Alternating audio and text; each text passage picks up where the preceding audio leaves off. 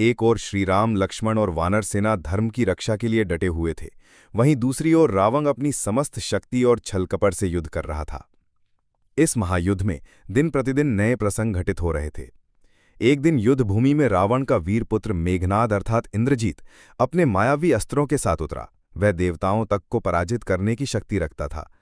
युद्ध के बीच उसने अपनी दिव्य शक्ति से लक्ष्मण जी पर ऐसा शस्त्र प्रहार किया कि वे मूर्छित होकर भूमि पर गिर पड़े। उनका शरीर निश्चल हो गया और प्राण संकट में आ गए। श्री राम ने जैसे ही अपने प्रिय भाई को बेहोश देखा, उनके नेत्रों में आंसू भर आए। वानर सेना में शोक छा गया। हर ओर मातम छा गया कि अब लक्ष्मण जी कैसे जीवित होंगे। तभी विभीषण ने परामर्श दिया कि तुरंत वैद्य सुश्रेन को बुलाया जाए।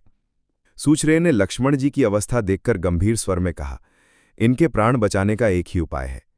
हिमालय पर्वत पर द्रोणगिरी नामक स्थान पर एक दिव्य औषधि पाई जाती है, जिसे संजीवनी बूटी कहते हैं।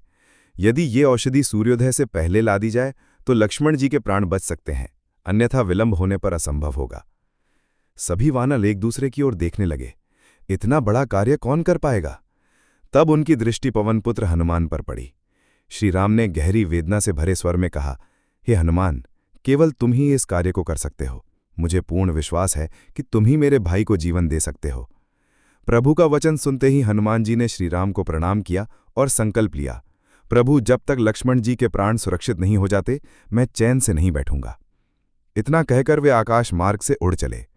उनकी गति इतनी प्रचंड थी कि मार्ग में पर्वत डगमगाने लगे, वृक्ष झुक गए और समुद्र की लहरें उठ खड़ी हुईं। हनुमान जी हिमालय की ओर बढ़ रहे थे। मार्ग में उन्हें अनेक बाधाएं मिलीं। राक्षसों ने उन्हें रोकने का प्रयास किया, परंतु पवनपुत्र के बल के आगे कोई टिक ना सका। हनुमान जी ने सभी को परास्त किया और अंततः हिमालय की ऊंची चोटियों तक पहुंच गए। अब उनके सामने विशाल पर्वत था, जिस पर अनगिनत जड़ी बूटियां चमक रही थीं। वहां की दिव्य आभा से पूरा वातावरण जगमगा उठा। हर ओर औषधियों की सुगंध फैली हुई थी। हनुमान जी ने ध्यानपूर्वक खोज शुरू की, लेकिन वे संजीवनी बूटी को पहचान न सके।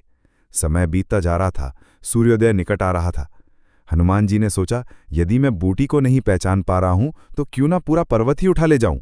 वहां सुचरेन स्वयं सही औषधि चुन लेंगे। यही सोचकर हनुमान जी ने अपनी गदा नीचे रखी और दोनों हाथों से द्रोणगिरी पर्वत को उखाड़ लिया। पर्वत को उठाते ही धरती हिल उठी, नदियां बह चली और देवता आश्चर्यचकित होकर उनकी स्तुति करने लगे। अब हनुमान जी पर्वत को हाथ में उठाकर आकाश में उड़ चले। उनकी छवि देख आसमान तक प्रकाशमान हो गया। समुद्र की लहरें गाने लगीं और वायु मंद मंद बहने लगी।